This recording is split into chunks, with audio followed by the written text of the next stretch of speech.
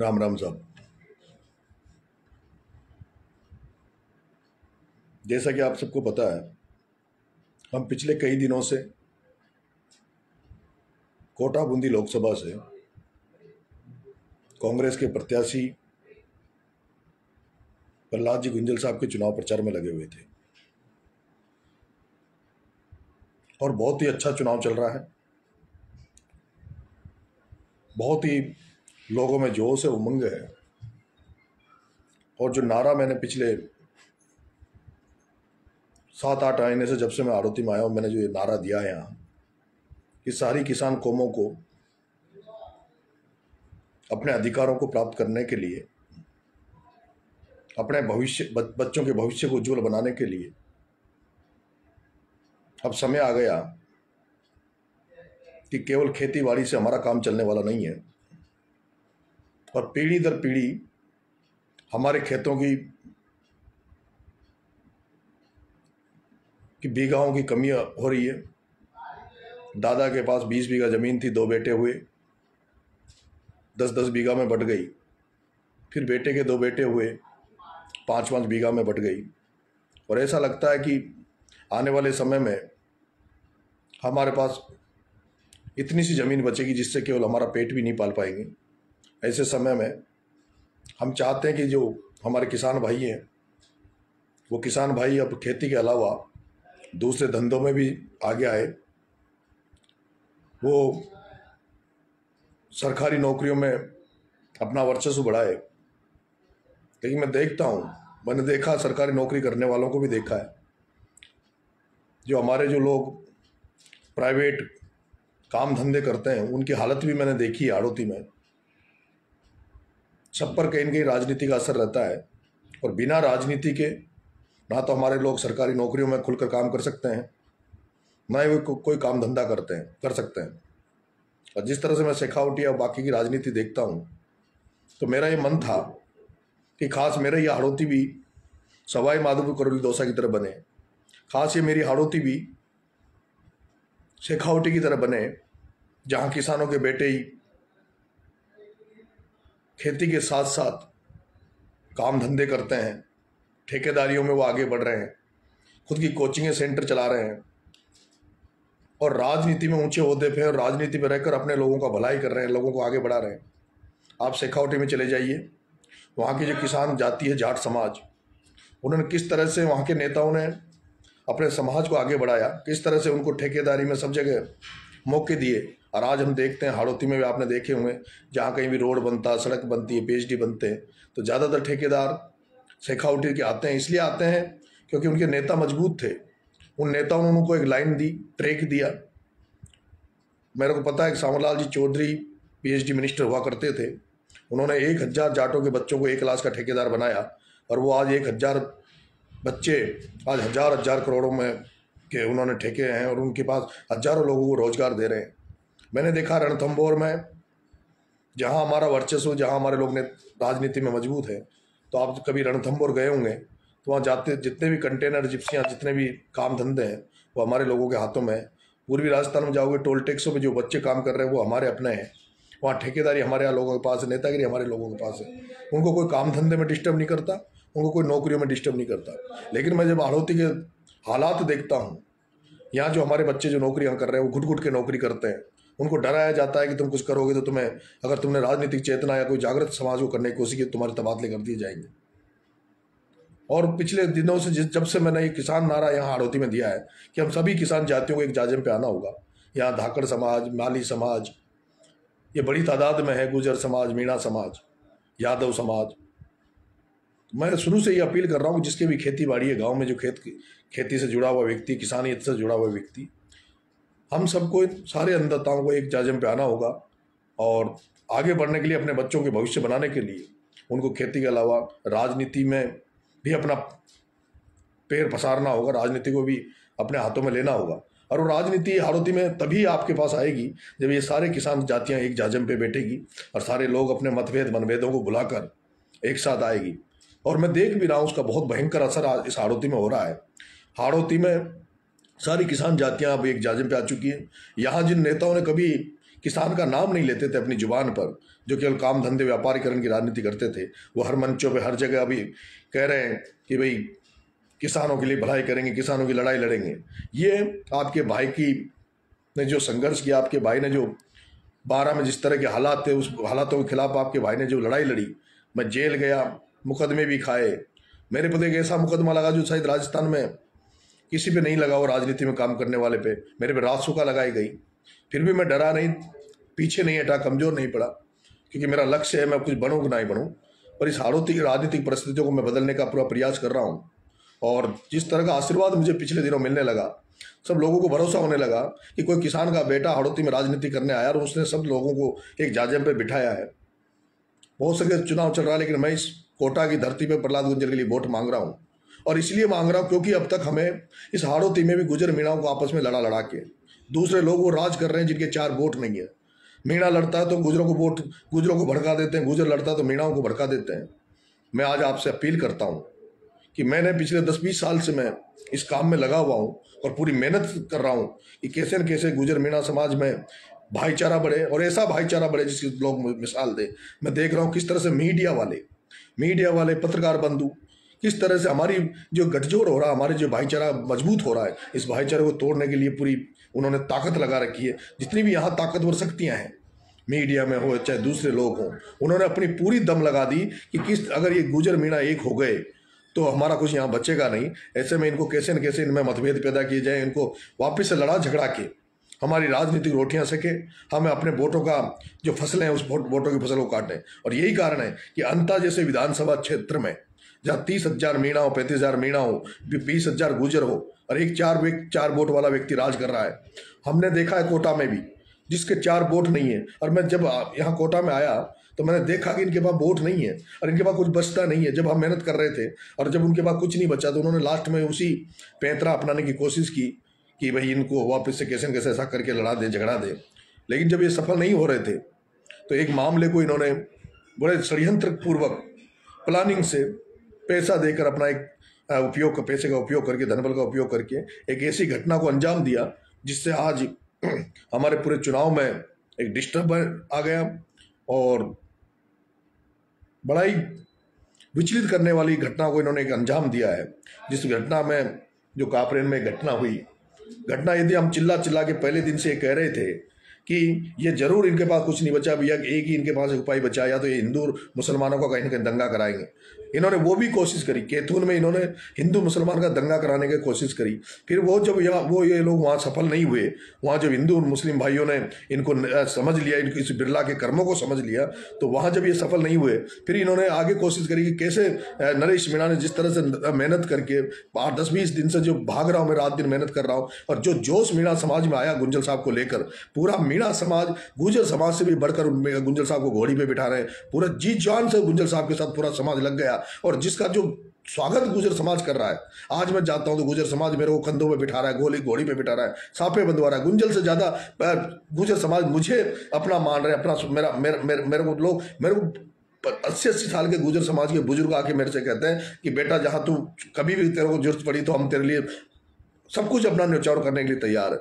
और उस समय एक ऐसी घटना को अंजाम दिया जाए, और उस घटना को फिर जिस तरह से बीजेपी के जो दो लोग, मैं बीजेपी के उन मीणा भाइयों से पूछना चाहता हूं, उनसे कहना चाहता हूं, ये चुनाव 2 दिन का है, ये चुनाव खत्म हो जाएगा, बिरला तुम्हारे काम नहीं आएगा। बिरला तुम्हें टिकट दे सकता है, बिरला तुम्हें टिकट दे सकता है, लेकिन बिरला इस टिकट के अलावा तुम्हें कुछ नहीं दे सकता, तुम्हें 2 वोट की मदद नहीं कर पाएगा। मेरे भाइयों, इस किसान कौमों को जो मैं जिस मकसद के आगे लेके जा रहा हूं, मैं चाह रहा हूं कि मेरा मीणा समाज उसी तरह हो जिस तरह से देश में जिन लोगों ने राजनीति की, लालू यादव या मुलायम सिंह यादव। मैं बार बार एक बात कहता हूं कि इस तरह से लालू ने शोषितों पिछड़ों को एक करके मुख्यमंत्री बने, किस तरह से मुलायम सिंह यादव ने सब लोगों को साथ लेकर मुख्यमंत्री बने। वो नहीं, अकेले की जाति के दम पे नहीं बन सकते थे। मैं आज भी कह रहा हूं, मीणा समाज से मैं विशेष हाथ जोड़ के अपील कर रहा हूं, हम अकेले कुछ नहीं कर सकते। लोग हमें वैसे भी अलग थलग मानते हैं, और यही मेरा प्रयास है कि हम दूसरे लोगों को छोड़ें, दूसरे लोगों की मदद करें, ताकि वो भी हमें समय आने पर हमारी मदद करें। और ये जो घटना को अंजाम दिया, इसके बारे में मैं आपसे बताना चाहता हूं। कापरेन में ये घटना घटी है।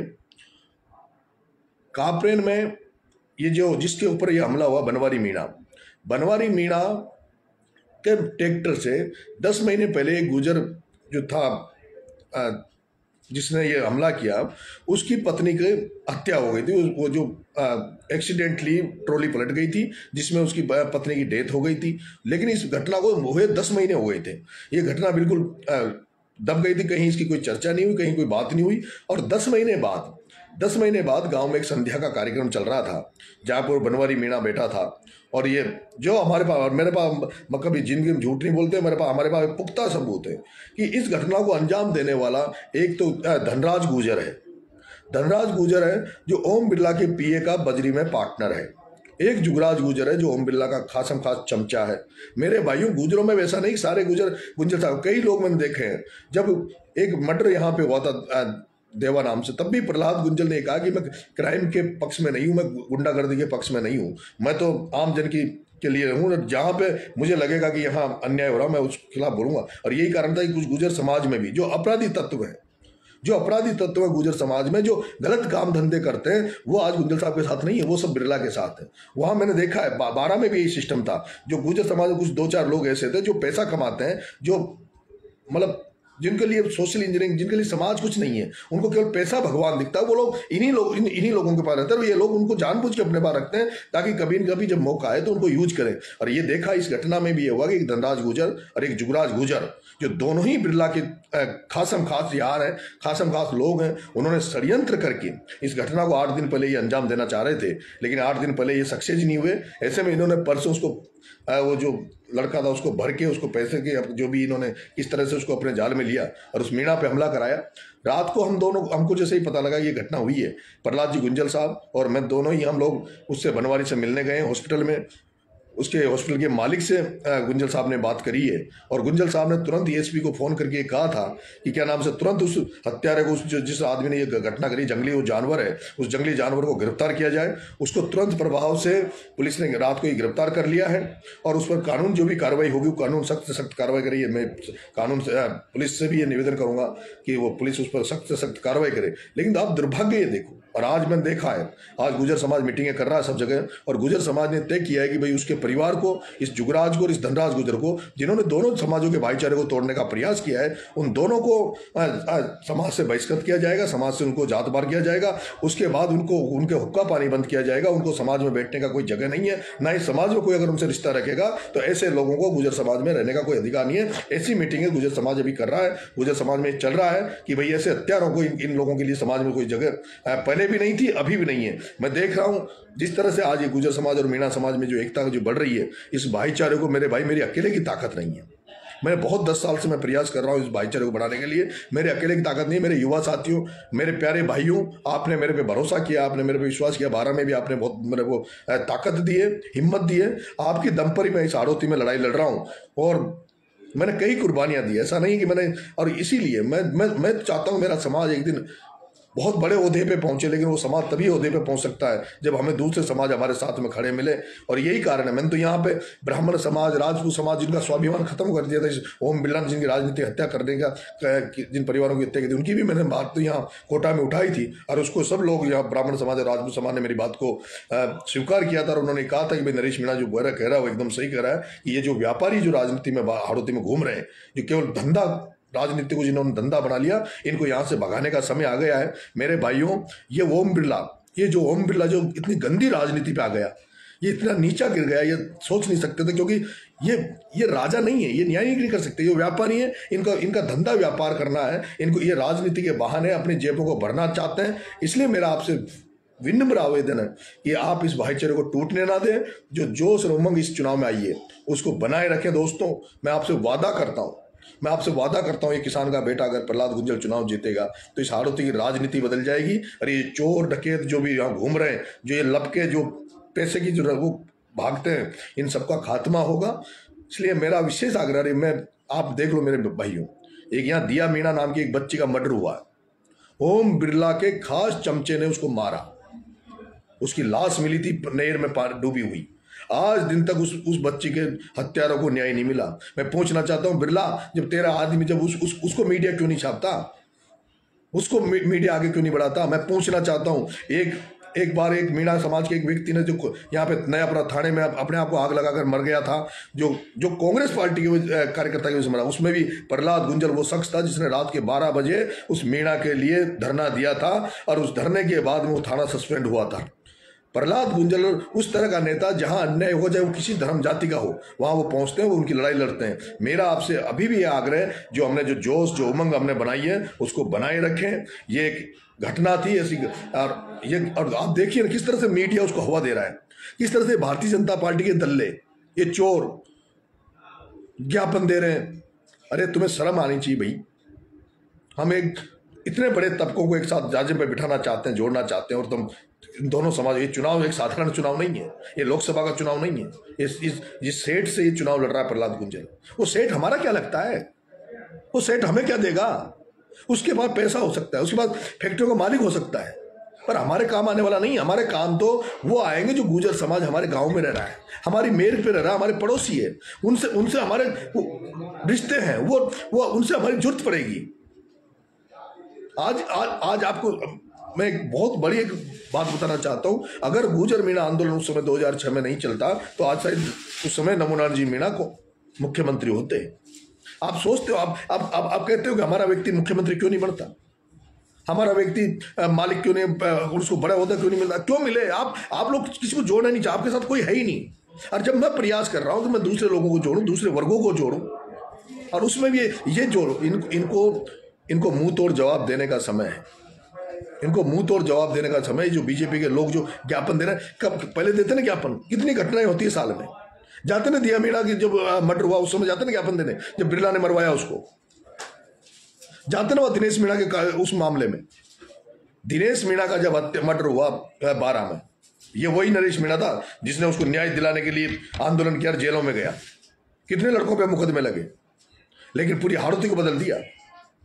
और आज आया हूं और मैं कहना चाहता हूं, मैं निवेदन करना चाहता हूं मेरे समाज से, आप जितनी ताकत से, जितनी दमदारी से गुंजल साहब के साथ लग रहे हैं, ये जो भ्रांतियां फैला रही है, जिसको ये दोनों समाजों में जो कटुता पैदा करने वाले हैं, इनसे कृपा करके बच के रहें।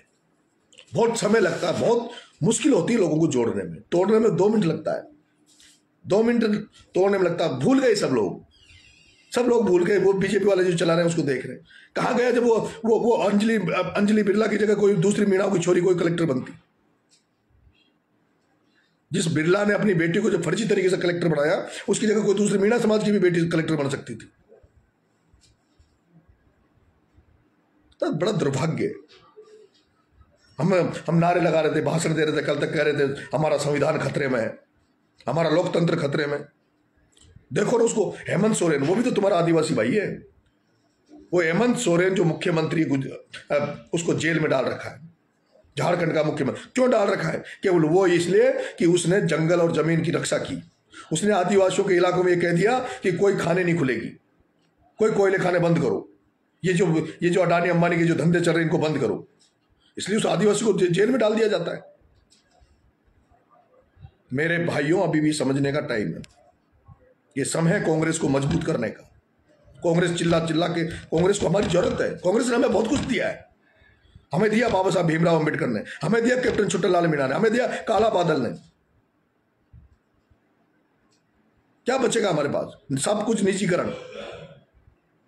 अपने आसपास के जो ग्रेड है, आपको मैं निजीकरण का एक उदाहरण, बहुत बड़ा उदाहरण दे देता हूं आपको। शायद ये रेलवे, ये जो निजीकरण, एयरपोर्ट, ये निजी आतम दे रहे हैं, वो समझ में नहीं आए तो कम से कम अपने आसपास जो पावर ग्रेड है बिजली के, उन ग्रेडों को संविदा में दिया गया है, उनको ठेके में दे दिया, निजी हाथों में दे दिया। उन पर जाकर पूछो कितने आरक्षित बच्चे उसमें लगे हुए हैं। जो जिस जाति का ठेकेदार है, जिस वर्ग का ठेकेदार आता है, वो अपने लोगों को लगा देता है। कोई आरक्षण नहीं, कोई आरक्षित बच्चे नहीं। यही तो बीजेपी चाहती है कि सब कुछ खत्म कर दें। और बहुत दिनों बाद में, 10 साल बाद में इन लोगों में जोश आया है, फिर से एक उमंग आई कि फिर से हम मजबूत होंगे, कांग्रेस को मजबूत करेंगे ताकि हमारी रक्षा। क्या दिया बीजेपी ने? डॉक्टर साहब किरोड़ीलाल जी के नाम पर पूरे समाज ने बीजेपी को वोट दिया, लेकिन हुआ क्या?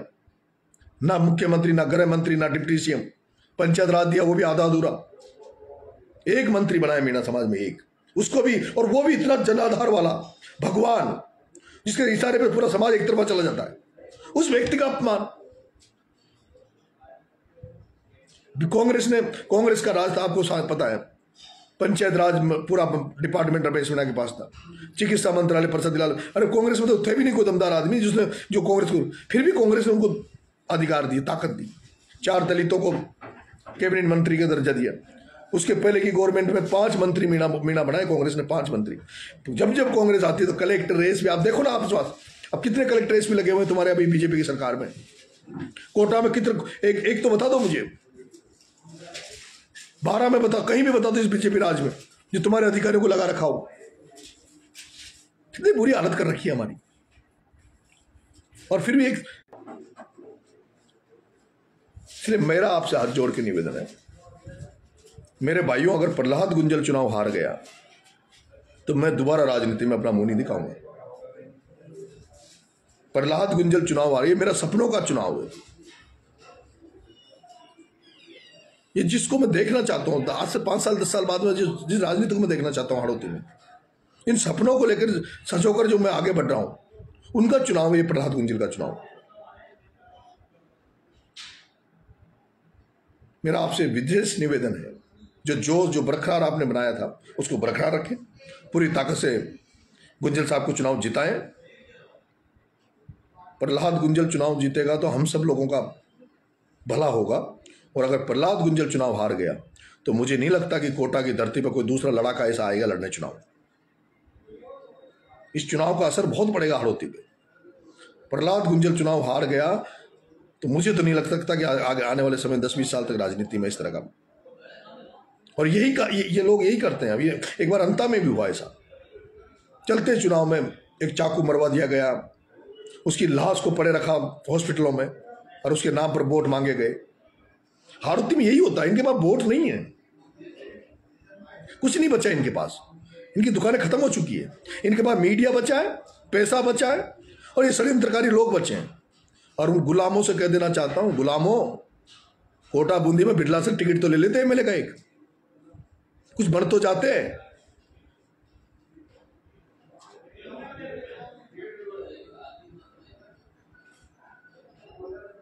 मेरे युवा साथियों, मेरे भाइयों, आपको अगर विश्वास, आपको भरोसा है कि नरेश मीणा पर अगर कुछ कर सकता है आप लोगों के लिए, मैंने तो सपना देखा था कि खास यार 4 जून को गुंजल साहब चुनाव जीतेंगे, उसके बाद मैं मीणा महाकुंभ बुलाऊंगा कोटा में 1-2 लाख लोगों का, हाड़ौती के मीणाओं को महाकुंभ बुलाकर एक जाजे पे बिठाऊंगा। और उसके बाद मैंने बात की गुजर समाज से और मैंने तैयार किया उनको। उन्होंने कहा कि जब मीणा महाकुंभ होगा तो हम हेलीकॉप्टर से पुष्प वर्षा करेंगे, जो मीणा भाई आएंगे उनको दूध पिलाएंगे, पानी की व्यवस्था हम करेंगे। कितना अच्छा होगा जब मीणा महाकुंभ हो, गुजर समाज हेलीकॉप्टर से पुष्प वर्षा करे, जगह जगह मंच लगाए, जगह जगह स्टेज लगाकर गुजर समाज आपका स्वागत करे, आपके समाज का स्वागत करे। कौन पूछता है, पूछाओ ना शहरों में, मीन भगवान की जयंती निकालते ना, पण बिरला का एक रिश्तेदार तुम्हारे स्टेज लगाता है, तुम्हें पानी पिलाता है क्या? ये तो व्यापारी है। जाओ वहां, वो मंडियों में जाते हैं ना अपन, इनके जितने भी रिश्तेदार नातेदार, कोई 1 रुपये, कोई 2 रुपये सैकड़ा से कम लेता है क्या?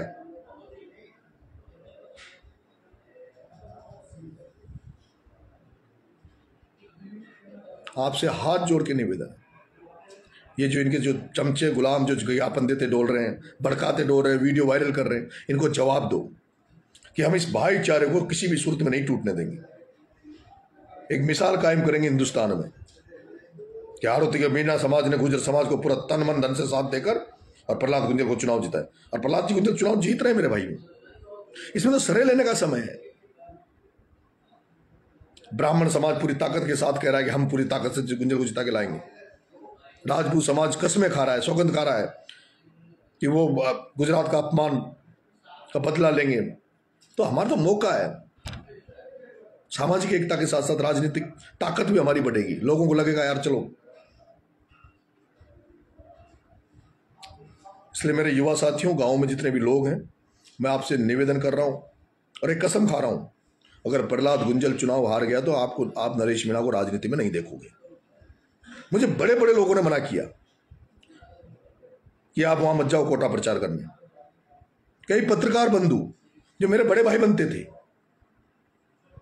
जो मेरे हितैषी बनते थे, सब बिक जाते हैं यार। इतने बड़े बड़े लोग बिक जाते हैं। हालत खराब हो रखी है कि यार गुजर मीणा एक कैसे हो गए।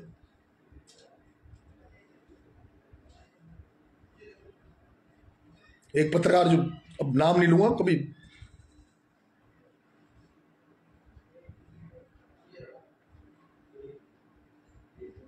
मेरे भाइयों मैं उम्मीद करता हूं, क्योंकि मैं वोट नहीं मांग रहा था समाज से, मैं तो ये कर रहा था 90% से ज्यादा वोटिंग आप प्रहलाद गुंजल को करोगे।